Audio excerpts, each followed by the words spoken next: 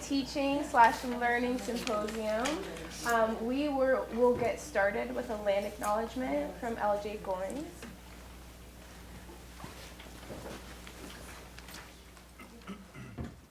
Good morning. My name is LJ Goins. I am the class of 2026 here at Wellesley. I'm an American Studies major and Cinema Studies minor. And I am a student guide at the Davis as well. And I'm very glad that you're all here this morning. Can you hear me?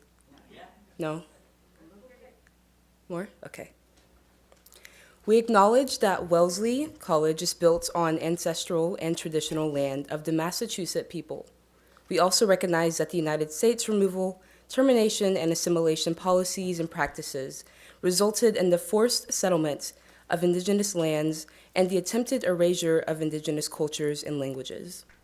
We further acknowledge the oppression, injustices, and discrimination that indigenous people have endured, and that there is much work to be done on the important journey to reconciliation. We commit to strengthen our understanding of the history and contemporary lives of indigenous peoples and to steward this land. We further recognize the many indigenous people living here today, including the Massachusetts, Wampanoag, and Nipmuc nations, who have rich ancestral histories in Wellesley and its surrounding communities. Today, their descendants remind us that they are still here, where they maintain a vital and visible presence. We honor and respect the enduring relationship between these peoples and this land, as well as the strength of indigenous culture and knowledge, the continued existence of tribal sovereignty, and the principle of tribal self-determination. Thank you.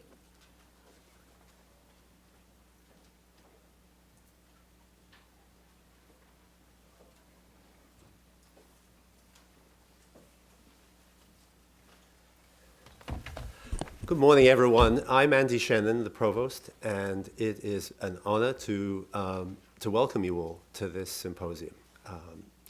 I was thinking last night that our emerging from the COVID experience has been like a process, bit by bit. And when I came into the Davis lobby yesterday, and I could barely get into the lobby, and there was such a wonderful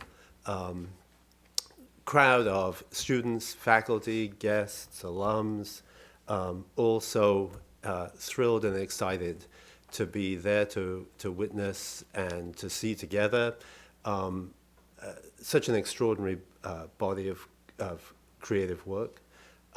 As we used to do in the old days, I felt, wow, that was a step that we had all taken in a new way out of COVID. And it was such a wonderful communal celebration yesterday. And then we are an academic community. So the day after we do that, we come together and we think about what that work means. What does it mean for our learning? What does it mean for our teaching? And that brings us to today's symposium.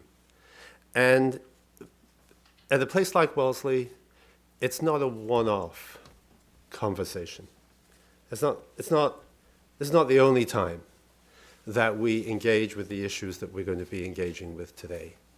In fact, it's a continuing conversation, and actually a continuing conversation about the extraordinary work of Lorraine O'Grady.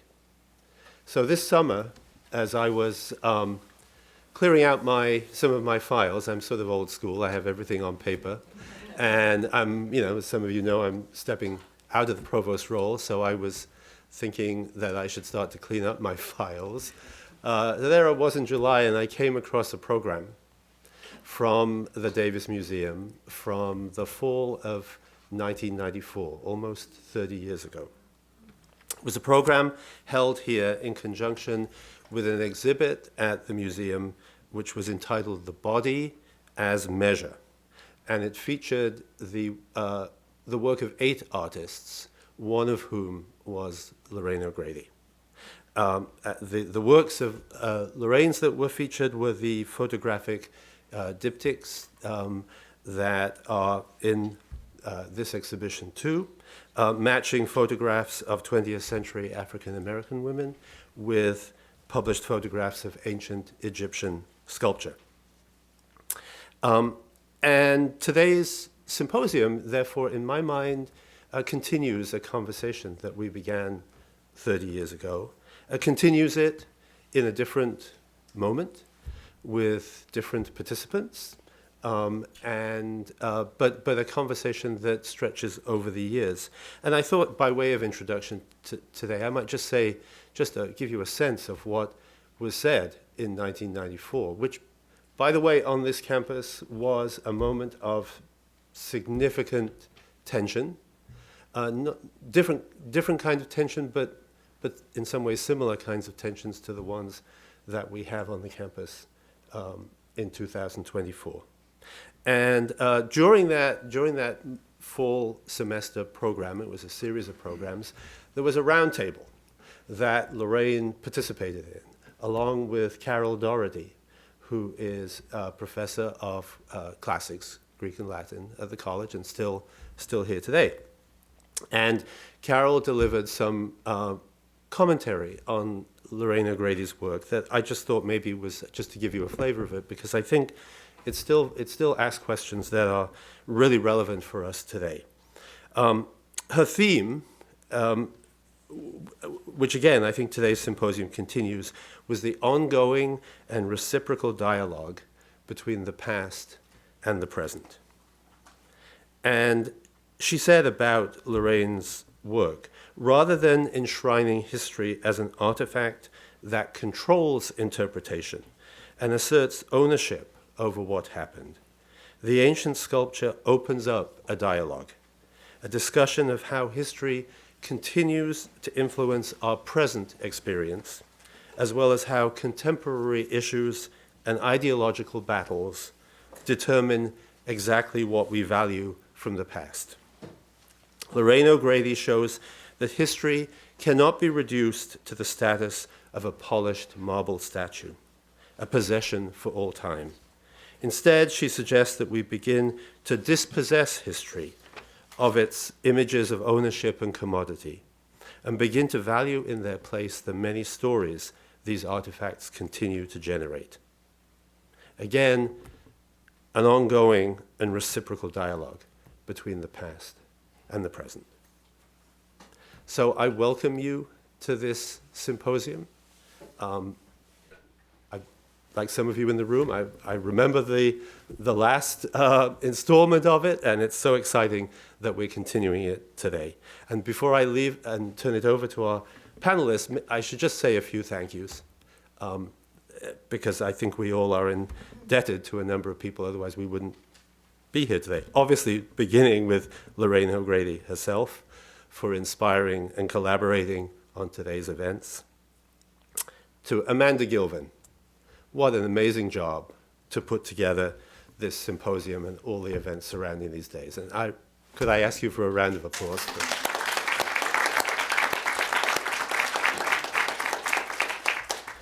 I want to thank you. I want to thank our new Curator of Education and Public Programs, Semente, for leading this and all the public programs at the Davis. I want to thank Associate Professor Nikki Greene for imagining Taking the White Gloves Off, a performance art series in honor of Lorraine O'Grady, class of 1955, the program that she has curated to accompany the exhibition. And I want to thank Colby College and the Lunda Institute. I said to some of our colleagues from Colby last night at dinner, in my experience, it is not common for two institutions to collaborate in the way that Wellesley and Colby have in this programming, and institutions tend to be sort of self-centered and self-absorbed. And so the way in which Colby has so generously reached out to partner with us is something that I think we should all be deeply appreciative of, and we are, I know. And finally, I want to thank the Newhouse Center for the Humanities at Wellesley, who will be hosting Lorraine O'Grady. She's coming back to the college in early March 4th to 8th, as artist in residence at the Newhouse. And Professors Julie Walsh and Erin Battat, the co-directors, of the new house this year have made that possible, and we're very grateful. So, today's symposium also launches a new ebook, Teaching/Learning with Lorraine O'Grady's Both And. It's a collaborative project by Lorraine O'Grady and Amanda and a lot of other contributors, 19 contributors, Wellesley students, staff, faculty, and alumni. I was just looking at it this morning. It's fabulous. I encourage everybody to check it out. And again, thank you for being here. Thank you to those who are watching the live stream. And on with the symposium. And I will turn it over, I think, to Semente.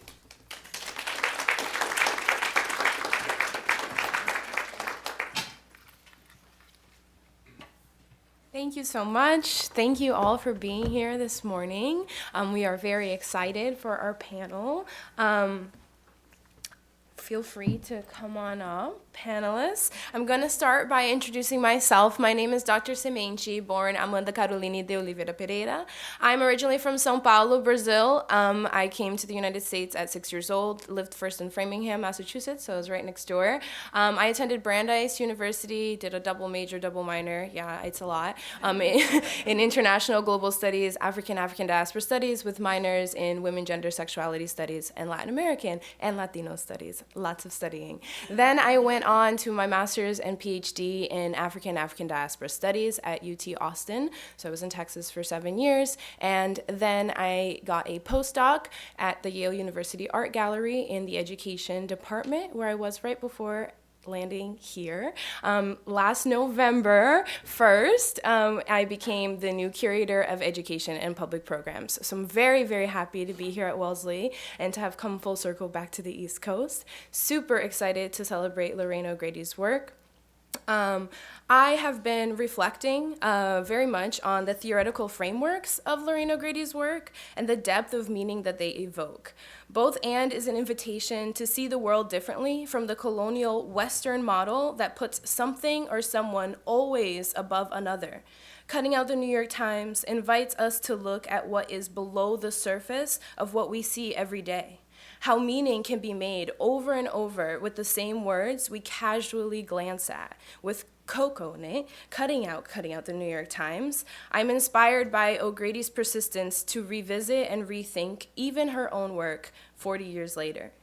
While Mille Bourgeois Noir inspires us to take more risks and to challenge our art institutions, to question their segregated and racist histories, Art Is reminds us that art is much more than what the traditional art world predetermines, and that Black people and Black spaces are beautiful, artistic, and have always been valuable contributors to avant-garde art.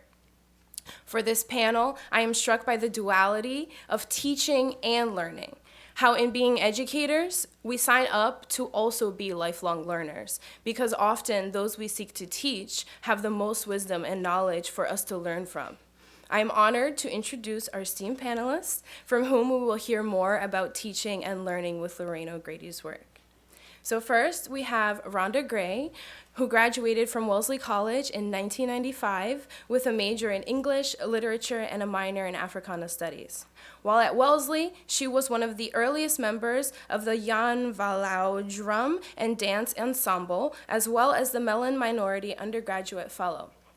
One of the pivotal professional arcs in her life post-Wellesley was co-leading the national educational outreach for the PBS documentary Africans in America, America's Journey Through Slavery. This experience led her to pursue a graduate degree in education from Simmons College, resulting in becoming a tenured English professor at Roxbury Community College, where she teaches courses in rhetoric and composition, literature, cultural studies, reflecting research interests in Black feminisms, womenisms, American history and culture, and contemporary pedagogy. She has also led the college's inaugural accreditation of its honors program in 2016. Subsequently, she was a visiting scholar at the National Endowment for the Humanities Summer Institute titled The Visual Culture of the American Civil War and Its Aftermath, where she examined the use of minstrel representations of African Americans in U.S. print journalism. In 2022, Rhonda was one of a dozen facilitators of a national book club supporting the launch of Octavia Rahim's Pause, Rest, Be, Stillness Practices for Courage in Times of Change that blend her work as an English professor and a certified yoga instructor. Pause, Rest, Be is central to her facilitation of a 2-hour PE course at Wellesley College titled Yoga for Stress Relief, where students engage in self-inquiry, movement, and rest practices to create spaces to nourish their minds, bodies, and spirit. She offers a deep gratitude to all beings, both known and unknown, who have guided her to be here. A round of applause for Rhonda Gray, please. And I'm going to introduce everyone, and then please have your seats in the front so we can all see you. Next, we have Liseli A. Fitzpatrick, PhD, is a Trinidadian creator, poet, and professor in Africana Studies at Wellesley College. With a deep-rooted focus on Africana sacred cosmologies, ontologies, and pedagogies. In 2018, she made history as the inaugural PhD in African American and African Studies at the Ohio State University. Fitzpatrick's life's work is grounded in emancipatory and empowering practices and centers the gamut of the Africana experience and dynamic expressions. Fitzpatrick teaches what she lives and lives what she teaches through her embodied and experimental teachings. Fitzpatrick's sacred vocation is to co-create with compassionate, harmonious, colorful, breathable, and equitable world for all. By sacrificially placing herself within Western institutions, Fitzpatrick consciously sets out to undo the perils of miseducation and injustices by humanizing, diversifying, and harmonizing the tone, content, and complexion of the curriculum. She is an altruistic and culturalist at heart and an overt lover of art, love, music, and nature. The well-being of her family, students, community, and the cosmos is paramount. Fitzpatrick says, quote, "The heart cannot exist in the absence of art. An artless society is a heartless society," end quote. Fitzpatrick is a member of several committees, organizations, and sisterhoods, including the Winter-Green Women's Writing Collective, Ilea She, Ohimaku, and Ohimaku. Fitzpatrick is a 2022 to 2023 History Makers Faculty Fellow and current Master Mentor.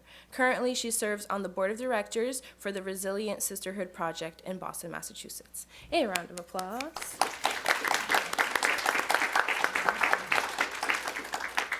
Next, we have Erin Battat, who is a cultural historian who explores the role of art, literature, public memory, and other forms of cultural expression in social movements. Her book, Ain't Got No Home, America's Great Migrations and the Making of an Interracial Left, examines how writers and artists created migration narratives to build an interracial movement for economic and racial justice. As a public historian, Battat works with Nipmuc tribal members to deepen public understandings of the historical experience and present-day lives of local indigenous communities. She received her PhD in the History of American Civilization from Harvard University and teaches in the writing program at Wellesley College.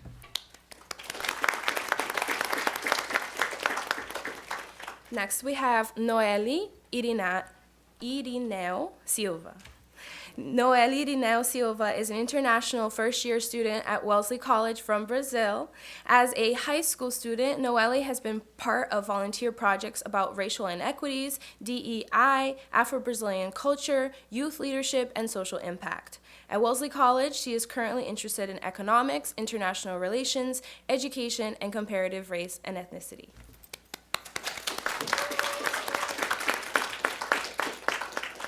Last but certainly not least, we will soon be joined by Nikki A. Greene, PhD, who is an associate professor of art history at Wellesley College. She has traveled internationally to deliver lectures on the arts of the African diaspora, including to Chile, England, Ethiopia, Italy, and South Africa. Her forthcoming book, Grime, Glitter, and Glass, The Body and the Sonic in Contemporary Black Art, presents a new interpretation of the work of Renee Stout and Radcliffe Bailey and Maria Magdalena Campos Pons, and considers the intersection between the body, Black identity, and the sonic possibilities of the visual, using key examples of painting, sculpture, photography, performance, and installation. Grime, Glitter, and Glass was awarded the Waith Foundation for American Art Publication Grant. Dr. Greene is also the curator, as you heard, of the Taking the White Gloves Off, a performance art series in honor of Lorraine O'Grady, 55, and teaches Lorraine O'Grady, 55, writer, artist, archivist. I know, she specified this at dinner last night. The first course to explore the biography and legacy of a living Wellesley College alumna. A round of applause for Nikki. Additionally, I want to let y'all know there will be a Q&A portion at the end. If you are joining us via live stream, please feel free to email me any questions that come up for you. My email is ap120@wellesley.edu. And I will go ahead and pull up the first presentation from Rhonda. Welcome, everyone. I'd love to invite us to experience, while I'm wearing the hat of yoga instructor in this space, to experience sort of a grounding practice before I begin my reflections on teaching and learning with O'Grady's art. So, invitation to find a comfortable seat, and that might mean taking something off. It might mean putting something on. It might also feel like placing both feet on the earth. And whenever you feel settled in your seat, invitation to close your eyes if that feels welcoming, or maintain a soft gaze beyond the tip of the nose. And begin to notice the support of the seat beneath you. Notice the support of your feet on the earth, as well as just notice your own sense of settledness, presence, anything that feels like it's calling itself forward in the mind or in the body.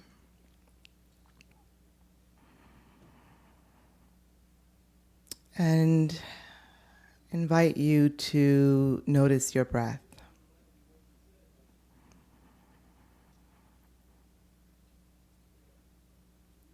And as you breathe in and out of your nose, you might notice the rise of the navel on the inhale and the drawing of the navel towards the spine on the exhale.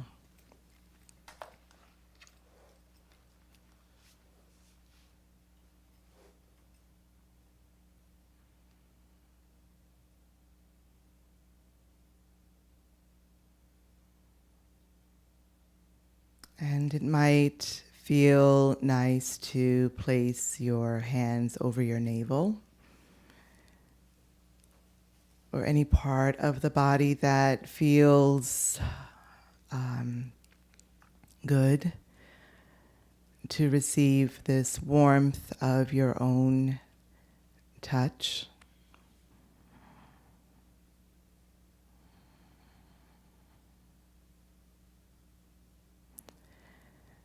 And you might begin to notice the quality of your breathing.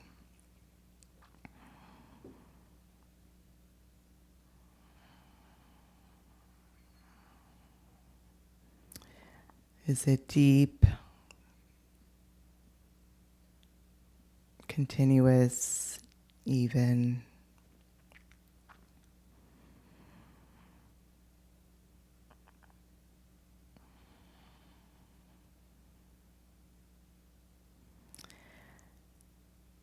And when just noticing the breath and the connection to the mind and the body, I invite you to close the practice by rubbing your hands together to create some heat. And then place the palms over your face, allowing your head to rest into your palms, and feel the warmth of the energy created between the hands. Relax and soften the face.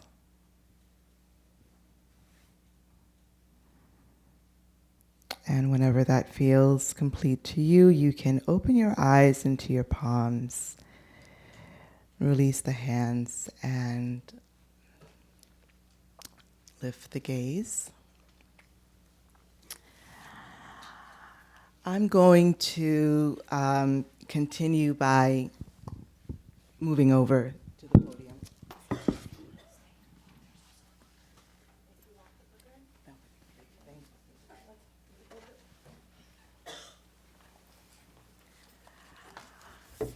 I needed that practice to be here. So thank you so much. The grounding practice we just experienced ended with an invitation to find comfort and stability in the dark. As we covered our face with our hands and felt the warmth and heat of our own breath soften our faces, creating internal space to receive whatever we are meant to receive in this present moment. Bell Hooks, an ancestor, also invites us to find sustenance in the dark. In her 2015 book, Sisters of the Yam, Black Women in Self-Recovery, she shares an origin story that she created for a little brown girl who wants to know where babies lived before they were born. So I'll read her origin story. In a space before time and words, the world was covered in a thick blanket of darkness. It was a warm and loving covering. Since it was hard for the spirits who inhabited this space to see one another, they learned to live by and through touch. So if you were running around lost, you knew you were found when arms reached out in that loving darkness to hold you. And those arms that held the spirits in that beautiful dark space before time are holding us still, end quote. The dark not only becomes a safe space where loving arms hold you, it also challenged anti-Black narratives. It was and is Hooks' hope that this little brown girl finds comfort and stability in the dark, but also in her own physical body that has been historically devalued, objectified, and exploited. How do we find those loving arms in the dark and know that we are held? O'Grady gives us a template for loving darkness, primarily through the use of the body. When you enter the room in which Landscape Western Hemisphere is located, in the Davis, her first single-channel video released in 2010, this is a still image here. The disorientation you may initially feel slips away as you enter the embrace of sounds of nature, paired with waves of O'Grady's hair blowing in the wind. You may choose to rest in the room by sitting on one of its dark velvet benches, to allow a moment to feel the hug of the darkness and the landscape of O'Grady's body giving us permission to soften around the destructive social hierarchies that have dictated the standards of beauty. Straight hair versus kinky hair, long hair versus short hair. Our hair has been and continues to be the site of where we physically wrestle with internalized racism. But just as the waves of O'Grady's hair allows us a moment to rest in the dark, it also reminds us of the dark waters traversed by human cargo, and the body, O'Grady's body, serves as record of the historical trauma of slavery. The artist reminds us that the feeling of being free in our own bodies, where our natural hair can blow in the wind, requires the internal work of embodied liberation, possible for the Black woman who loves herself and trusts herself and is herself. We see the work of embodiment on the varied expressions of the Black woman in Dream. We see here, one of a group of 4 images of Black men and Black women whose eyes are closed and shown with bare torsos, displayed in 1991. O'Grady's first solo show, and also my first year at Wellesley. The larger portrait reveals some tightness around the eyes and lips, conveying an awareness of the external gaze of the camera, and by extension, society at large. However, the smaller portrait conveys a connection to a center that is untouched and not overridden by external demands. Her face and body have softened and are serenely settled.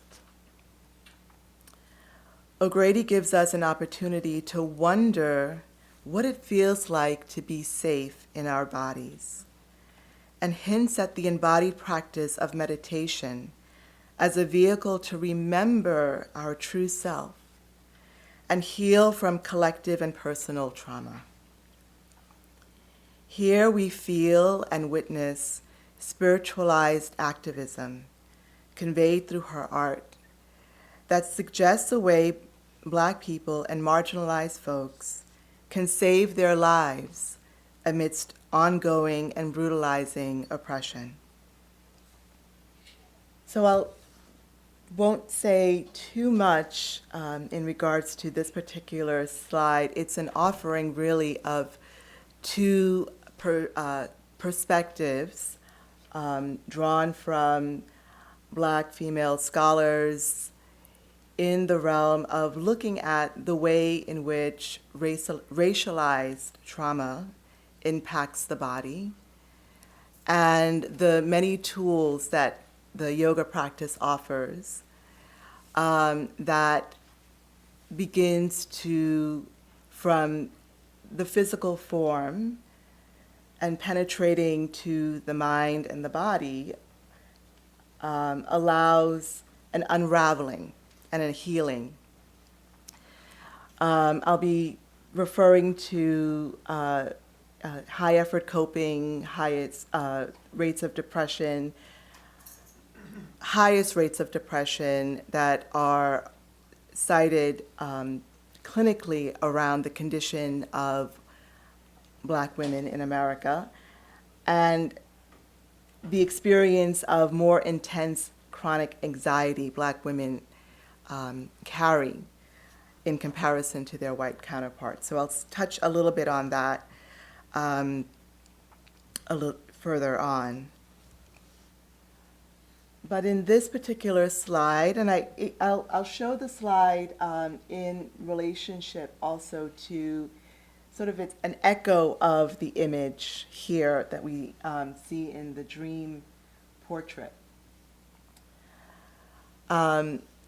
The koshas are an ancient map of the human being from the Upanishads, 700 to 500 BCE in India. Each Koshik level is a doorway that opens to your next level, helping you connect with your whole self. And so I'll pause here for a moment to just acknowledge that this system of self-knowing through mind-body connection is through the stream or the framework of Ayurveda, which is an indigenous medical system of India that views personal health in relationship to nature. It is a whole body approach to health that sees the entire person rather than just a single symptom. And so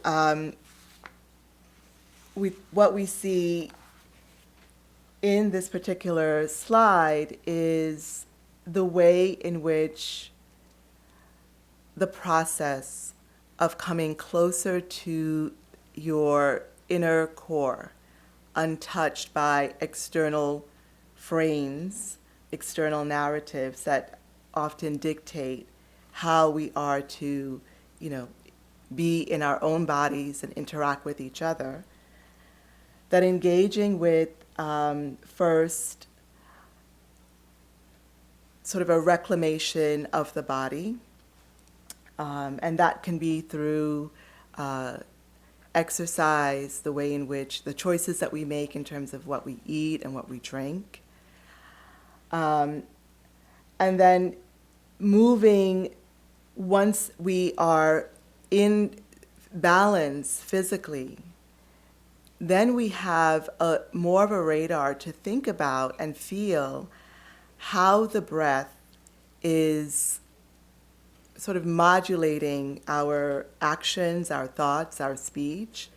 And so that is a more subtle, energetic awareness. And from there, when we move to the Manomaya kosha, it's once the breath and the body are in alignment, you're able to then have a little bit more space to examine sort of the scripts, the narratives, the samskaras, the habits that have been externally imprinted in terms of the way in which we've been socialized and conditioned. And so you then have the space to begin to have a little bit more objectivity around looking at and examining what is really mine and what isn't. What can I let go of? And at that point, in the process of coming closer to your core, you're able to arrive at Vishana Maya kosha, or the wisdom body, and then begin to feel closer to an alignment of your thoughts and speech and action towards your truth. That what you're doing is purposeful, what you're doing is coming from a true center that isn't necessarily, the guided by, the puppeteer's strings of socialization, expectations that may not be true to who you are. And finally, this image here, it belies really the work and the years it takes to get to this place of the bliss body. But to really feel in your core that you are at a place of peace and in terms of really separating yourself from these external frames and living in your truth. And so I took the time to go over these koshas because in O'Grady's work around Mademoiselle Bourgeoise Noire, that really is embodied over 3 years, an alter ego that is embodied over 3 years, that demonstrates the ways in which high effort coping, coined by researcher and epidemiologist Sherman James in 1994, describing the ways African Americans attempted to overcome psychosocial barriers to equality, dating back to the Civil War and emancipation. So just releasing that, the adage that Black folks carry, you've got to work 2 times harder in order to get in the door. By trying to fit into the narratives of the white art world by Black artists led to the physical constriction of the body. So what I'm trying to convey here is that the performance of Mademoiselle Bourgeoise reflects the way in which high effort coping, not only on, looking at the image on the right where, she's whipping herself, that it reflects the way in which high effort coping physically constricts the body, creating disease of physical disease around, built around stress, built around anxiety, built around depression, that for African American artists in the art world, it leads to an exclusion of their ability to utilize their art as a healing portal when they are told, no, you are not enough, or you do not belong here. So resisting respectability politics as a trauma response required a sustained commitment to embodied boundary setting against the gaslighting of racism and sexism woven into America's cultural, political, economic, and social DNA for the past 400 years, which took place in the form of Mademoiselle Bourgeoise Noire. And so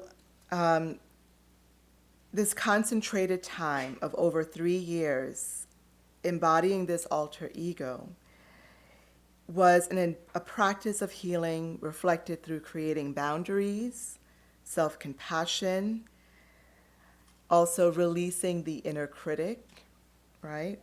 And demonstration of agency, where, as Alice Walker has mentioned, it served as a way to put yourself, quote unquote, put yourself in order in an otherwise crooked room that spiritualized activism provides us permission to destroy. Yoga practice provides a process for experiencing the 5 koshas to align with the bliss body. And so take us here because, again, this is a moment in the as is art performance that sort of reflects the culmination of the Mademoiselle Bourgeoise Noire embodiment. And in this particular slide, I'm interpreting O'Grady's sort of in the multiple frames as a way for us to think about all of the layers that had to be removed in order to arrive at the bliss body. And so, knowing that I have a couple of minutes left, I wanted to bring us to this particular slide that is the homepage for Lorraine O'Grady's art and writings, both her own and critical writings of her work, as a way for us to think about how I can facilitate the bringing of texts and images into the yoga practice here at Wellesley. And so we are going to create a deck of cards that you can spread or scramble and allow yourself to trust the intuition of the body to choose the card that is needed most. The deck will have an image on one side that you can begin to use to install into your own body, energetic body, paired with words that become a healing affirmation. In this way, we experience moments of Mademoiselle Bourgeoise Noire sustained through building a relationship with the Oracle deck through a daily practice. So in collaboration with the Davis Museum and with, in particular, Symente's expertise as a visual artist, students in my Yoga for Stress Relief class will create images for their deck and then combine those images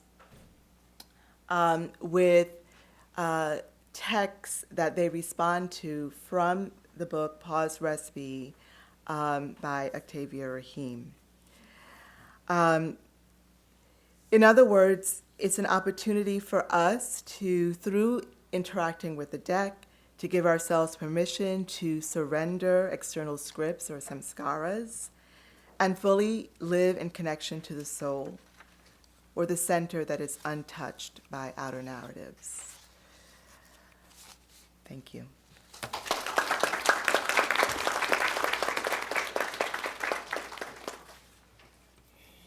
Good morning.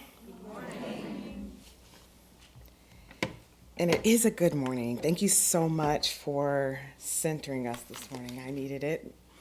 And I am Nikki Greene, and I teach in the art department, and I teach the arts of Africa and its diasporas. In this semester, I have the privilege of teaching a new course in development called Lorraine O'Grady, Class of 55, Writer, Artist, Archivist. And I have 15 Wellesley College students, and we are in week 3 of the semester, and they are doing phenomenally. I am very proud of them, and for those of you who may not have been here for the performance, they were able to be integrated into the performance last night, which I'm, again, very proud of them for taking on. And I wanted to just go through some slides. They feel like Wellesley College family slides. So I have been at Wellesley since the fall of 2011, and I started out as a Mellon postdoc in the art department and Africana Studies, and was hired on the tenure track in 2013 and tenured in 2020. And I mention that because it's been a journey, right? As an academic, I tend to gravitate towards contemporary artists, and for me, they are the living archives that we have among us to get to learn intimately about their lives and their influences. And being at Wellesley College, of course, with such an esteemed alum as Lorraine O'Grady, we have this, as an art historian, it feels like a gold mine. And I have, I taught my first course on African American art here the spring of 2012. And every year that I can, I ask Lorraine if she's willing to visit the class. And so what you're seeing here is one such visit on Google Hangout. And that was for my survey of African American art 262 in 2013. So that's our starting place. And I will just kind of talk through this a little bit. This was the first time I had an opportunity to meet Lorraine, and she here is speaking to a group of ethos students that I grabbed out of a meeting and told them, "You've got to come now. Lorraine O'Grady's here." Like, I don't know what you're talking about, just trust me.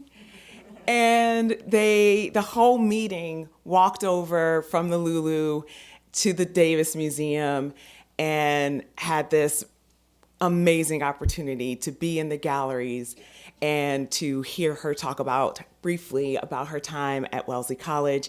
And you can see there in the back the set of images from the Miscegenated Family album. And of course, Nothing Speaks Cool. I didn't touch anything. So I don't know how many of you have had a chance to take an art history course that if you haven't, if you're a student, you should. It'll be your deepest regret when you graduate if you don't.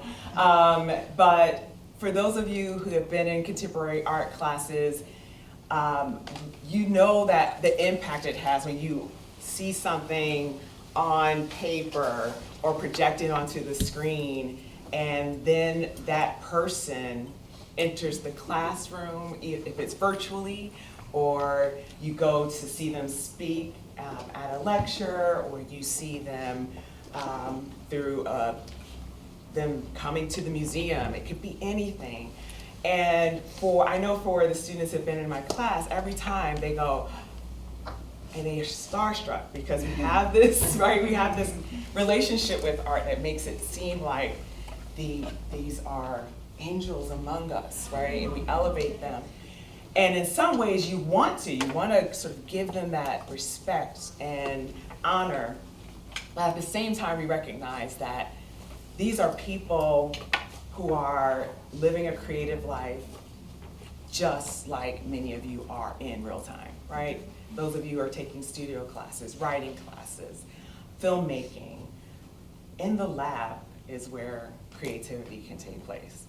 So for someone like Lorraine O'Grady, who has been so generous on every level, I don't think you understand the impact of someone deciding that they're going to donate their archives, not wait until, once I'm not here, you can have them. I want to hold on to everything. But to say, let me contribute this now while I'm here to explain, to mold, to elaborate on the meaning of the work. Right, so being able to be present in the galleries, and some of you have seen even yesterday, having that person be there to explain the work, to explain her place, and for Wellesley College students to have that relationship with her in real time, which is why it's so amazing that, the generosity to come back in March, specifically because she wants to spend time with students. It's not about let me come back and, have this grand experience and show off. It's really about, I want time with the students. You can't do that in 2 days at an opening. And so being able to do that. So she was included in the exhibition, A Generous Medium, Photography at Wellesley from 1972 to 2012. DMSAC invited Lorraine O'Grady and the one Gorilla Girl to join, and if you dig into the archives, you'll know the connection. I'm not going to tell you what the connection is until you dig into the archives. It's there for you. But we had, and again, this was a student-sponsored event with the support of the art department and others. And once again, here, this is in 2000, I'm going back and forth in time, 2014. and having the generosity to be there with students, to meet with them after, to talk with them. I will tell you, the student there, Camille, on your right, fell in love with Lorraine, wrote about her. She eventually winded up going to work in the White House, and I think she's now in West Africa working there as a midwife. But these kinds of experiences where they're able to put their arms around Mr. Grady and be able to be in the classroom and then see her and interact, and then also to come back with these Wellesley College stories is always really special. This is not a great photo, but you can make her out here in the bottom left corner. I took my seminar that's called The Body, Race and Gender in Contemporary Art to go hear her talk about her work when she had a show at the Carpenter Art Center for, I always get it wrong, Harvard University's Carpenter Art Center, and have, again, meeting with her after, having her explain her work for that specific exhibition. And of course, in 2017, she was awarded the Esteemed Alumni Achievement Award.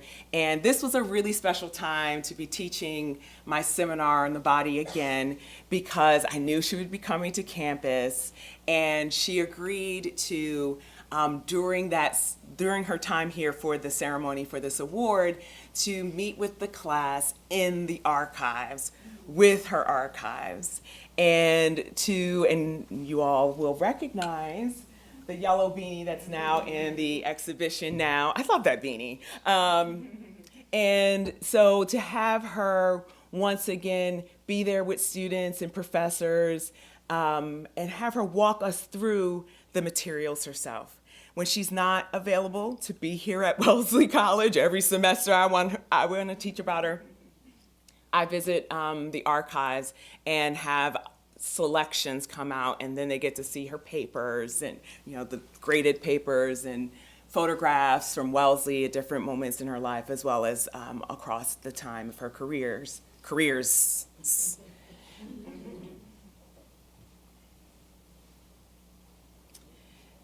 This is my seminar again on the body, race and gender in contemporary art.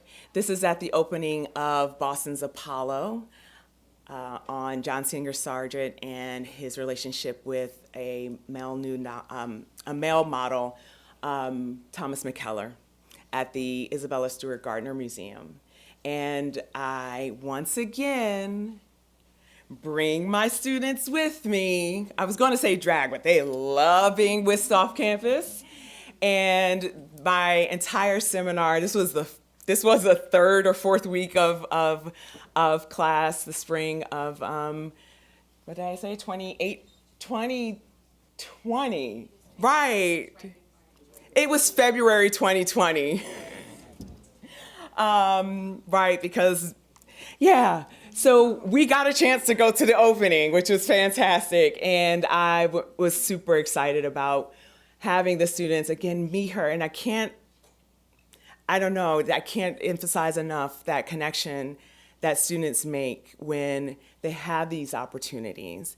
And because I was working with the curator, Nat Silver, on the show, he'd asked me if I hadn't, as specializing in African American art, do you know any other resources or any other connections? And I said, well, Lorraine O'Grady. And he says, okay. And I said, Lorraine O'Grady's parents would have been around Thomas McKellar's age. You should talk to Lorraine O'Grady. And he talked to her, and in those conversations, it transformed into a catalog essay written by Lorraine about her life and growing up in Boston at this time, and the reuse of the strange taxi as the facade of the Isabella Stewart Gardner Museum. And so having this work in particular at the Gardner Museum is especially poignant because this is not far from the neighborhood she grew up in Roxbury. So in this way, bringing her even closer to home, we have Wellesley, and then you have Roxbury right there making those connections. This is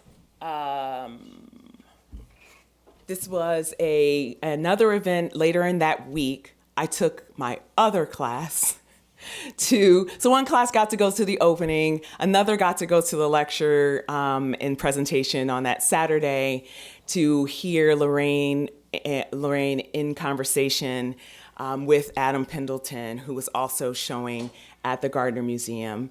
And of course, we got to get our photo op. And there are also a couple of other alums there as well. Deborah Devon, who has been working at Wellesley. Hi, Deborah.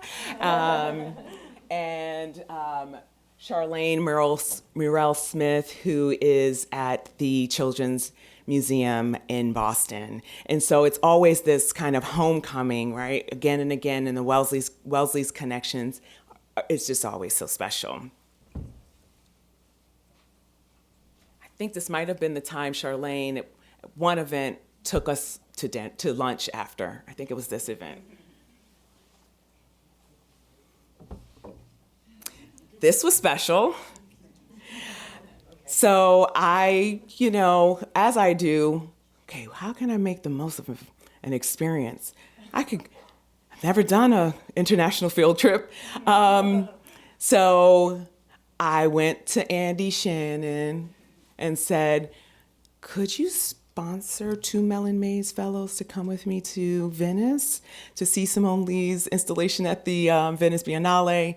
And he said yes. And so 2 of the students, Taylor is second from my right, and K-Bob. K-Bob is class of 2023. And Taylor is class of 2024. And K-Bob is on second from the right.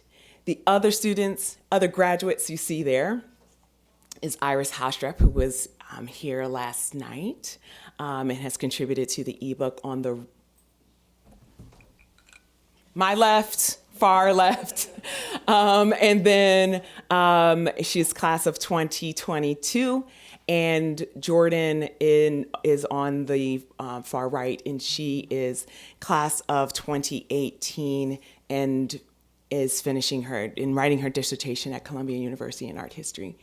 And these are all powerhouses, in my opinion. K-Bob works at the Museum of Fine Arts in Boston, and Iris currently works at Jack Shaman Gallery. So this kind of legacy of not only learning about Lorraine O'Grady's work in the classroom or in a Zoom meeting, and I will tell you, anytime Lorraine can make herself available to my class, she has. Every time I've asked. I don't ask as often as I want to because I don't want to be too greedy. But every time I've asked, she will try to figure out how she can show up, because for her, the archives especially is for Wellesley College students. And I remember when I first interacted and met Lorraine and asked her about the archives, she said, I want people to learn from the archives. I want students from all backgrounds to learn about what the work can do for them. And so that's been really special. So finally, I'm just going to show a very short video. On Wednesday, we meet every Wednesday for the Lorraine O'Grady seminar. And I ask them to do 10-minute presentations in pairs in the galleries on one particular series. They all did a fabulous job, which was fantastic. One pair did something a little bit more unexpected, which was to have,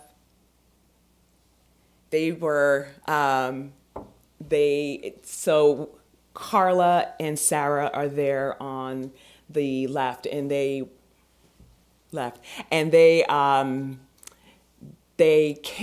asked Dr. Semente for the script for River's first draft, and they made photocopies, right? This Rivers Road Draft. Yes, for Rivers Road Draft. You're allowed to interrupt me anytime, Ms. O'Grady. And so they are in the galleries where that series exists. It is a performance that took place in Central Park.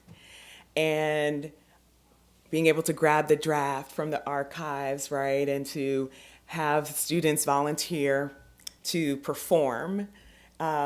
This is impromptu, not expected, and so it was really great to see how already in week 3 they're figuring out ways to expand their knowledge of the work that they're seeing and making it activate.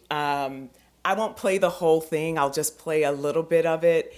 And again, unrehearsed, I just love this, so. I teach performance arts, so this is really fantastic. Girl is wearing a white cardboard Greek helmet, like that worn by Pallas Athena. A short, white organdy dress, rather sedate, white ankle socks and shoes, with a bright pink sash around her waist, and she's carrying a green Harvard book bag over her shoulder that is filled with books. Though she looks dressed for a party, she is actually about to do her homework. The girl begins to memorize her lessons by rote. She studies in order. Section 297 of Bennett's New Latin Grammar, substantive clauses of result. Section 324, subjunctive by attraction. And the 1775 resolution of Congress ordering the Convention of Massachusetts Bay to call an assembly for electing a council to govern the colony in place of the king's governor. Ex quo efficitur, ut voluptas non sit summum bonum, from which it follows that pleasure is not the greatest good, and gravitas morbi facet, ut medicina egiemus, the severity of disease makes us need medicine. When each of the 2 lessons from Bennett's New Latin Grammar is successfully completed, the little girl recites a poem from memory that begins. Back home, deep in the woods of Vermont, I dropped the first atomic bomb. Good old Yankee know-how. 10 years, a few good men, and stubbornness beyond belief. The center held. And ends with, Come to our place for Thanksgiving. We'll serve you the Caribbean with all the trimmings. Come to Jamaica. All we have to offer is 3 days on an island where dance is a way of life. Isn't it time you took a vacation? I'm not interested. The music you're hearing is from the actual performance because Lorraine also left us the playlist. And ransom captive Israel that mourns in lowly exile here until the Son of God appear. Rejoice, rejoice, Emmanuel shall come to thee, O Israel. O come, thou rod of Jesse, free thine own from Satan's tyranny. From depths of hell thy people save, and give them victory over the grave. Rejoice, rejoice, Emmanuel, and shall come to thee, O Israel.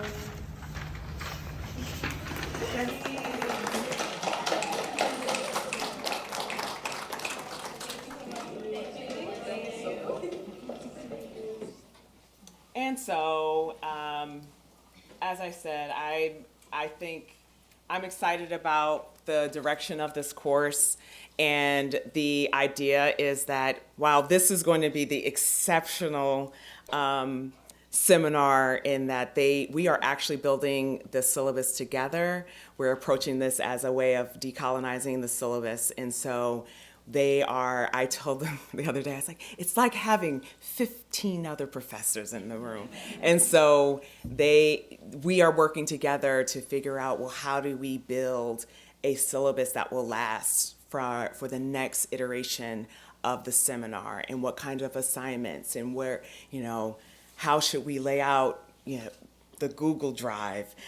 They're doing a lot of work in real time, and I'm really, really grateful for the opportunity to teach here at Wellesley and to teach Lorraine O'Grady's work and to build a legacy through your archives. Thank you so much, Lorraine O'Grady, and thank you all.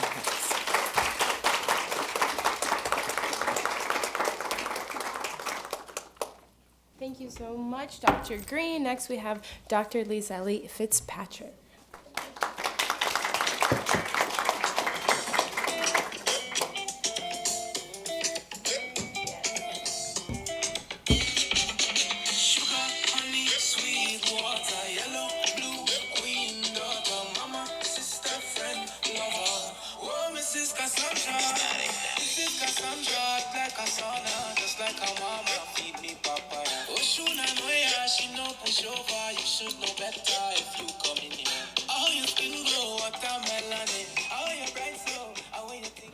Okay, good morning, everyone. Good morning. Great, it's an honor to be here. I wish to acknowledge and thank all those who made today's commemorative event possible. Amanda, my beloved colleagues, Amanda, Semente, Nikki, the students, the staff, the audience, and of course, the artist herself, Lorraine O'Grady. Okay, so I'm not here to necessarily critique Lorraine O'Grady's art. I'd leave that up to the experts. However, I'm here to reflect on and celebrate her beingness, her becomingness through art as pedagogy, as emancipatory, as well as to share insights about the nexus that exists between the new course that I taught and introduced and taught in 2003, Black Pedagogies in the Americas, and O'Grady. So there was a natural synergy between the course and O'Grady's life of art. And just to offer some context and perspective, the course explores the ingenious ways free, enslaved, disenfranchised, and emancipated Black Africans in the Americas across time have tapped into their embodied wisdoms and eco-centered cosmologies to create, affirm, and preserve self and community, especially in situations of hostility. And I have to make the point that when free and enslaved Africans arrived in the Americas and peopled the world through multiple streams of movement and migrations, they came as embodied bodies, not blank slates. They carried within them their wisdoms, memories, cultural identities, and expressions. And this is particularly the case for Africans who have been brutally enslaved, racially oppressed, colonized, marginalized, misogynated, and discriminated against under the tyranny, brutality, depravity of slavery, and the absurd fabrication and violence of white supremacy.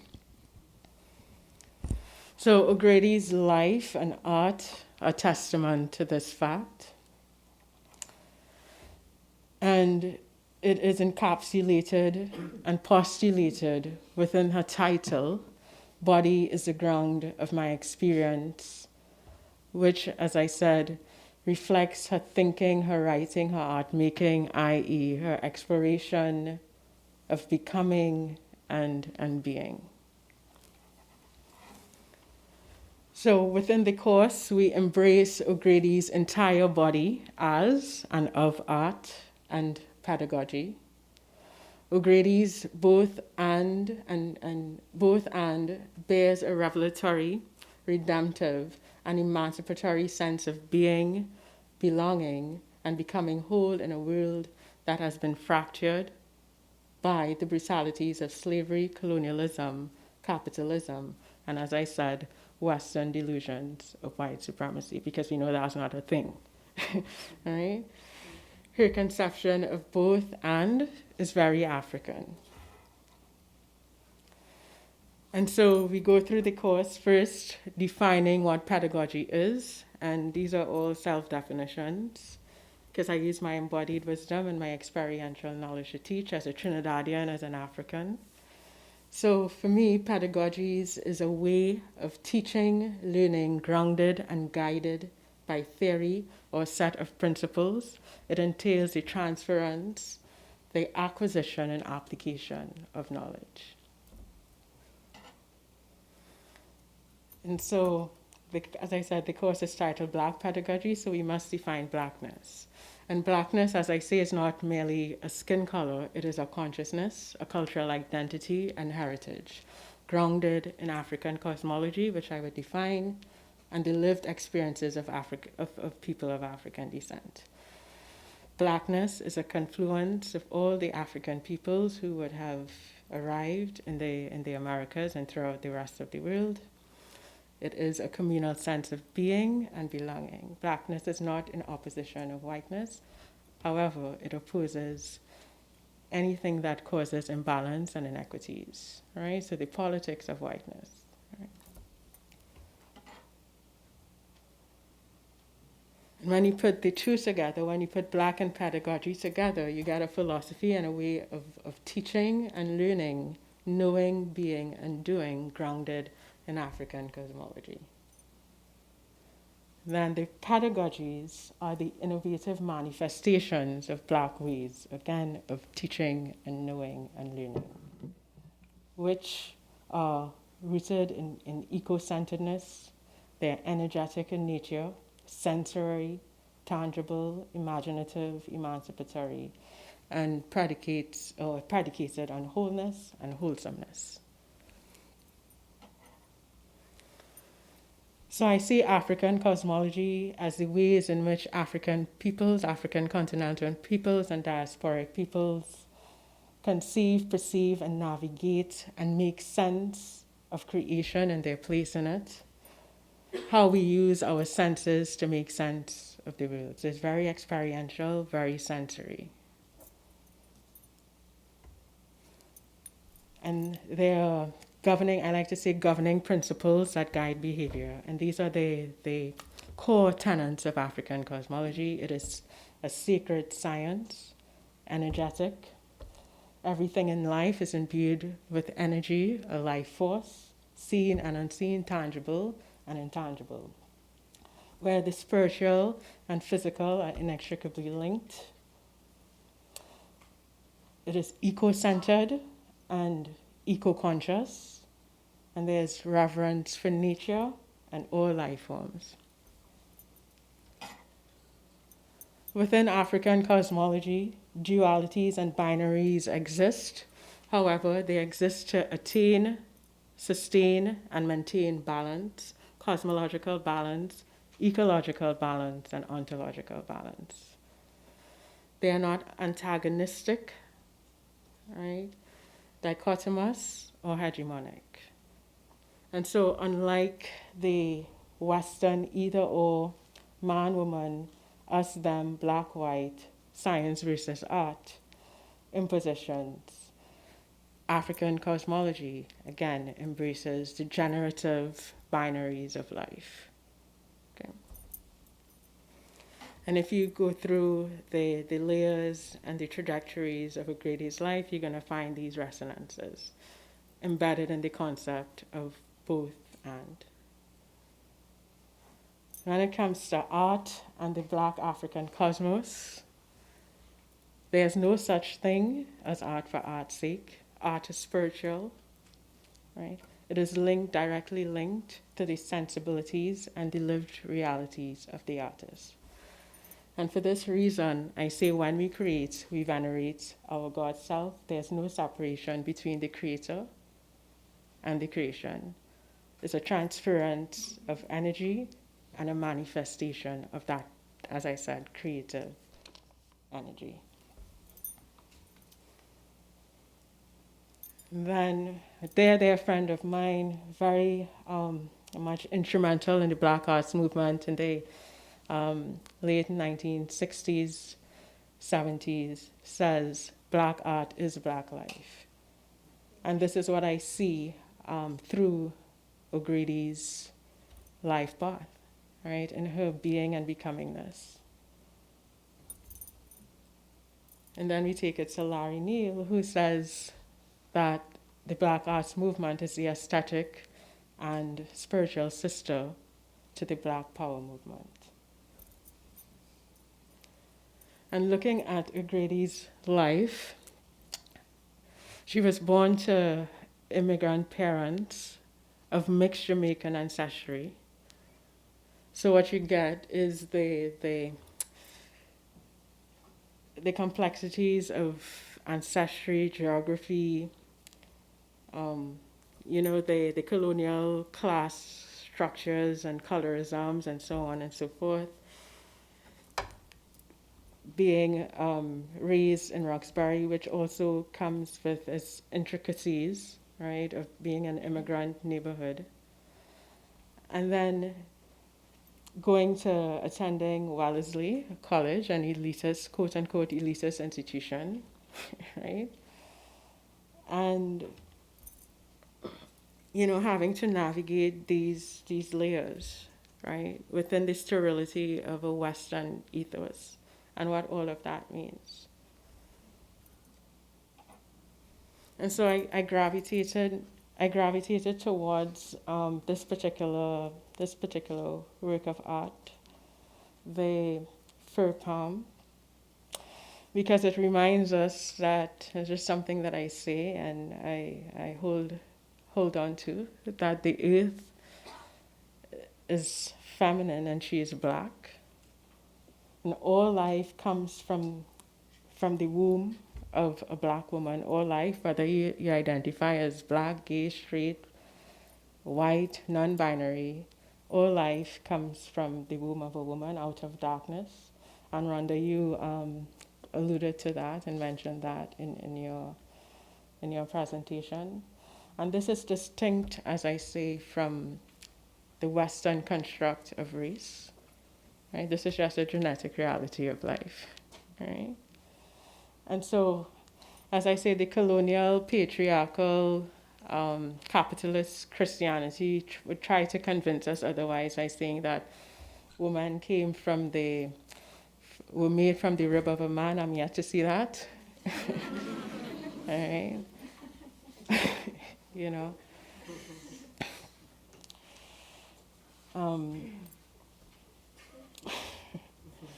And so for me, the tropical palm,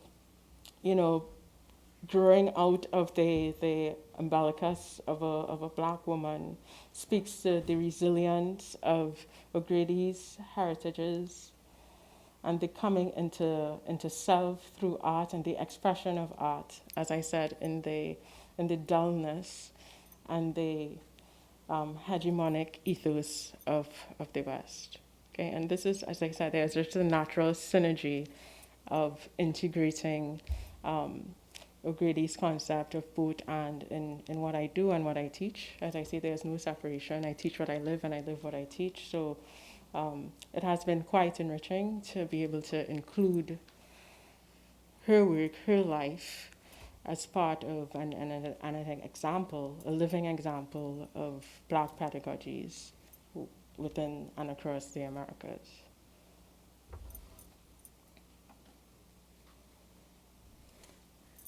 And on that note, I wish to thank you. As we go into ourselves, we come into ourselves. I'm battling with the flu currently, so, but it has been truly pleasurable to share with you and to be in communion this morning. So thank you.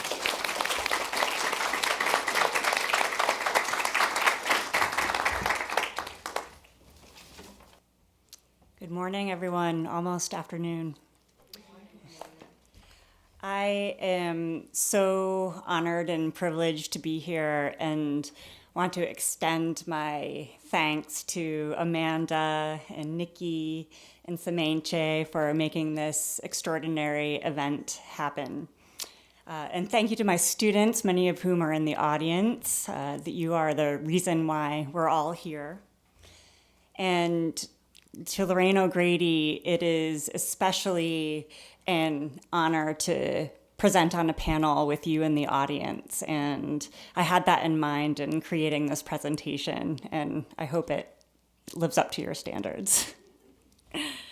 I'm going to talk a little bit about teaching Lorraine O'Grady's work in the context of first-year writing here at Wellesley. And so I'm going to start out giving a little context on the course and the assignment, but I know you're all here to really hear what the students had to say and how the students engaged with Lorraine's work. And so the highlight of that is going to be my student here, Noely, who is going to talk about the paper that she wrote.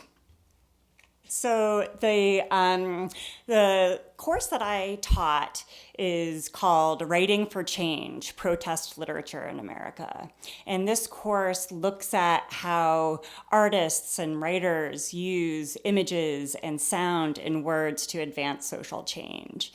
And I usually do a unit on engaging with the Davis Museum in this course. Of course, it was closed in the fall, and Amanda proposed that I do something with Lorraine O'Grady's work, and I just jumped at that opportunity. And it was an amazing experience for me to really think about that dichotomy of teaching and learning, and think about it as a both and. When I enter the classroom, I enter with the power of a professor. I enter the classroom as a white woman. And in thinking about teaching and learning as both and, I learned to teach and learn with my students in a reciprocal process, which was really amazing. So in teaching first-year writing, one of the goals is to introduce students to research and writing at the college level. And so I asked them to interpret a work of Lorraine O'Grady's using sources to inform their analysis. And really what of all the sub-skills, the goal I really have is for students to develop a strong voice, to use sources not to justify a preconceived thesis or to say what they want to say, but to use sources to inform and expand their own thinking. And so this assignment was really the core of our class. We spent 7 weeks in an iterative process. The first unit in the class, even before we got to the 7-week period, was reading and thinking about Black and Chicana feminist theory. So my students read Audre Lorde, they read the Combahee River Collective, and that was a good segue into looking at Lorraine's own writings. We read Olympia's Maid and also Thoughts on Diaspora and Hybridity, which I believe you wrote as part of that symposium in 1994 at Wellesley College, so sort of came back full circle there. We started with the the materials themselves, doing close looking. Amanda came to the class to give us an introduction and some tools for analysis of art. And from that, students developed their questions. We discussed the theoretical texts and connected that to the artwork. And then students had a range of research opportunities. We went to the Wellesley College archives and looked at Lorraine O'Grady's collection. They were amazed by holding the receipts of the materials that Lorraine O'Grady's used to produce art is, and that just brought it home for them, made it real. We went to the art library. We researched online databases, on the library databases for scholarly literature. And of course, the true gold mine is the digital archive that Lorraine O'Grady created that includes her artworks and writings by her and about her that is really a researcher's dream. And so I want to give you a taste of what my students did throughout this process. So the assignment asked them to choose one of 4 of the series that Lorraine has up on that digital archive. Mademoiselle Bourgeoise Noire, Art Is, Miscegenated Family album, and Body is the Ground of My Experience. Now, each of these series has many different individual artworks, photographs, photo montage that is a part of it, performances. And what you see up on the slide is a range of topics and approaches that my students took in analyzing this artwork. And so now is my great pleasure to introduce Noely.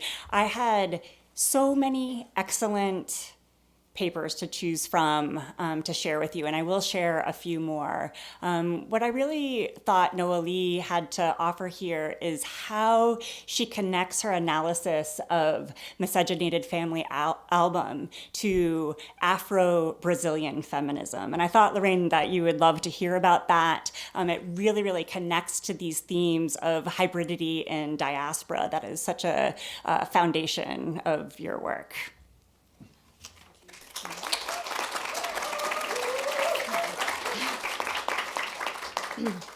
Hi, thank you, Professor Battat. I'm a little bit nervous, but let's go with this. So it's a pleasure to be here and speak a little bit about my experience learning about Lorraine O'Grady, especially because when we were studying about Lorraine O'Grady, it was so different from everything I had seen in class before that point. And two things that really stuck with me was the complexity of her artworks and also the belief of taking more risks. To be honest with all of you, the first time I saw Lorraine O'Grady's artwork, I had a hard time to understand and interpret the art. It was my first time with diptychs, my first contact with diptych, and the complexity of topics represented inside her artwork were hard to follow. Even so, when I had to write my paper about Lorraine O'Grady, I had the topic I wanted to talk about, identity. Yet, I struggle a little bit to find my research question. It was in a discussion class that we were talking about some thoughts on the African hybridity, and it's a unpublished slide lecture by O'Grady that Professor Erin Battat asked, what was different about O'Grady's works compared with other activist works we had seen in class? This question made me think about Audre Lorde, Sherry Moraga, and how they work always connect to the community to find this sense of belonging, to find their family. So when I saw Miscegenated Family album, I was intrigued. Why Lorraine O'Grady turned to Egypt to find her family? As a Caribbean, African American, why didn't she turn to Jamaica, to the US? These questions made me reflect about a concept I had studied in my high school called Africanity. Africanity is the combination of America and Africa, and it was created by the Brazilian sociologist Lélia Gonçalves to think about a unified Black identity that goes beyond countries. In other words, this concept means that the diaspora created this sense, this connection with individuals whose Black mixed roots make them go through similar experiences. And when I saw Miscegenated Family album, I could compare the family of Lorraine O'Grady photos with ancient Egyptian royal family. And it was a challenge to bring this concept that was think in Brazil and apply it to an artwork that was based in the US and Egypt. However, I knew I had to take the risk. I started my research ranging from Lorraine O'Grady's website, archives, the US Black history, and I could finally accomplish my goal and bring together Africanity applied to Miscegenated Family album. To think about and to expand the sense of identity, an identity based on the diaspora, an identity based on hybridity, identity based on the belonging in the non-belonging. Thank you so much.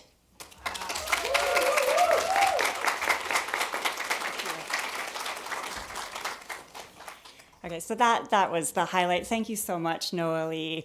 And what Noely's presentation just conveyed is my experience of just reading such intellectually sophisticated papers in first year writing with this unit, and also such authentic papers. Students really saw themselves in Lorraine O'Grady's art and writings, and that came through in the papers that they wrote. So I'm just going to share 3 more papers that each of which highlights sort of a different dimension of the work that my students did. Oops, I'm already there. Okay, so this essay by Samiksha Singh, Layers of Meaning, Unveiling the Power of Photocollage in the Strange Taxi, really shows how students' engagement with the archival materials helped to enhance their interpretation. So when Samiksha went into the Wellesley College archives, she found all the rejected photos, all the photos that were possibilities for the Strange Taxi that Lorraine had chosen not to include. And it helped her to find a deeper meaning in the photo collage, the photo montage that she found. And so she writes, the images of her aunts and mothers in similar clothing, expressions, and poses conveys a message of strength, placing these women atop the mansion in formal clothes with a powerful expression was a deliberate choice to give them control of the narrative. Samiksha's paper really analyzed the layers of meaning in the layered medium of the collage, and really is an example of how students practiced visual analysis. We had a really fun class period with the Strange Taxi where I asked students to go around one by one and observe something about the image to really sort of practice that formal analysis. And we figured we'd go around until our possibilities were exhausted. But of course that never came, right? We just went around and around, and I think students really saw from that experience the richness of these images and how fun visual analysis can be. Abigail Bertig's essay, The Journey Taking the White Gloves Off, an interpretation of O'Grady's inspirations in art is an example of historical detective work. So we went into the art library here at Wellesley, and Abigail found a clue to the kinds of influences and sources that Lorraine O'Grady used in order to build upon and imagine this performance art is. And so Abigail was looking at a performance called Streetworks, which was produced before Art Is. And what she found in sort of investigating the history of this work was that the co-creators did not see their work as a political act. And this surprised Abigail, and she countered this argument in her own paper. She said, this view of what makes art political is misguided. O'Grady's art is a political piece because it brings Black people into a frame, a place that society has not allowed them to be placed in. Despite Perrault's claims, O'Grady would use Streetworks' idea of using frames and translate it to her political idea of democratizing art and redefining what it can be.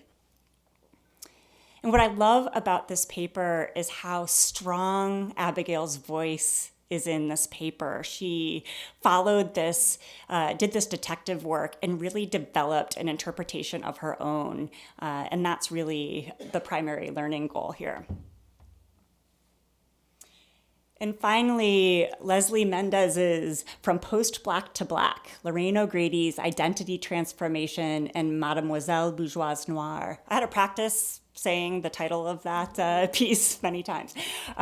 So this is an example of a student who went to Lorraine O'Grady's digital archive and her own writings about her art and used that as a launching point for an investigation. And in Lorraine O'Grady's headnotes, her description of the intent behind Mademoiselle Bourgeoise Noire, she talks about her own identity shift from post-Black blackness to black. And she also describes the meaning, the purpose of this performance piece as a critique of racial and gender barriers in the art world. And so Leslie read this piece and wondered, well, what is post-blackness? I've never heard that term before.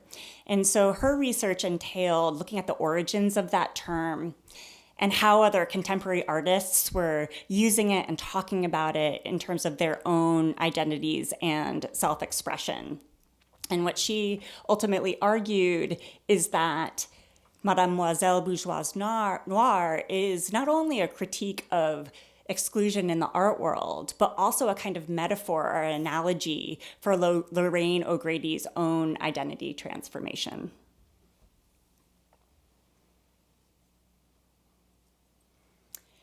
And so just to wrap up what I learned and what my students and I learned together in doing this unit, I was struck by this quote from the description of the symposium.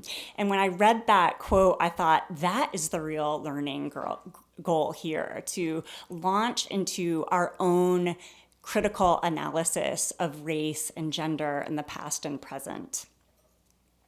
Lorraine, your work is about reclaiming subjectivity, and particularly reclaiming Black female subjectivity. And I really hope that my students learn to claim their own voice in their writing as well. Thank you.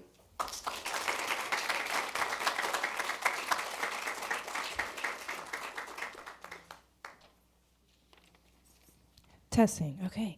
Thank you all. Thank you so much to all our wonderful panelists. That was absolutely incredible. I'm really struck by the themes of embodied pedagogies as necessary to teaching with Lorraine O'Grady's work, the irresistible sensory reactions to her work, and I'm also struck by the ways that students are reacting to and learning from Lorraine O'Grady through their own embodied experiences and self-reflection. I think that's really, really powerful and kind of a gift that keeps on giving. We have just a little bit of time for a couple of questions, 2 to 3, I would say we probably have time for. Hello? Okay, I didn't get any of my emails, so it's all up to y'all. I'm gonna go ahead and hand it right over to our audience. Does anybody have any questions for any of our panelists?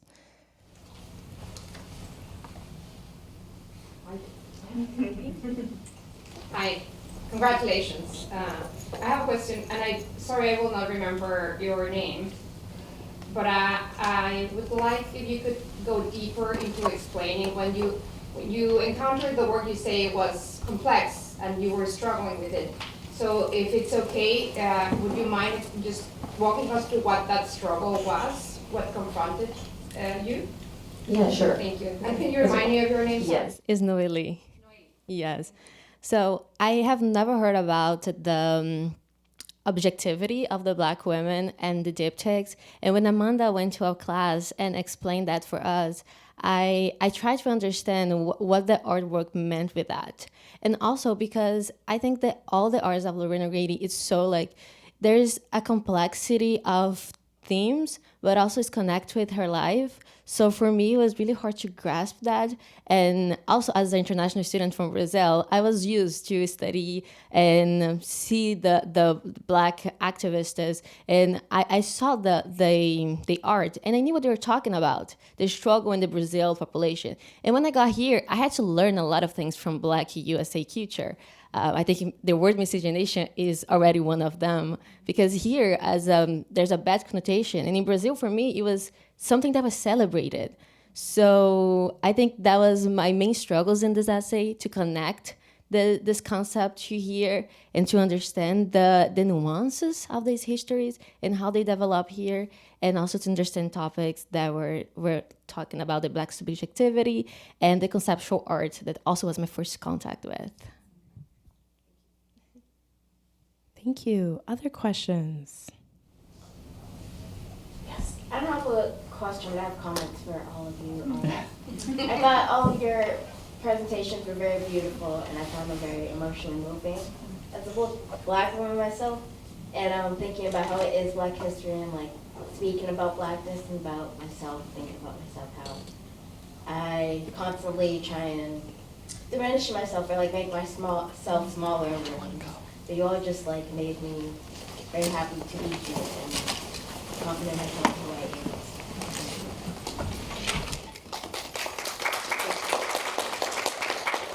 Thank you for sharing that. That was beautiful and appreciated. And I hope that you grow in the confidence and the willingness to be your full self. Absolutely. And that goes for all of us. Any other questions? I feel like we can do one more. So one more pressing question from the audience. All right. Well, thank you all so very much for coming. If you did sign up for Dr. Amanda Gilvin's tour, that'll be starting at noon. Ish. Just, make your way over to the lobby. It'll be starting noon-ish. My tour will be starting at 1. So thank you all so much, and enjoy lunch, enjoy the break, and we'll be back with more after.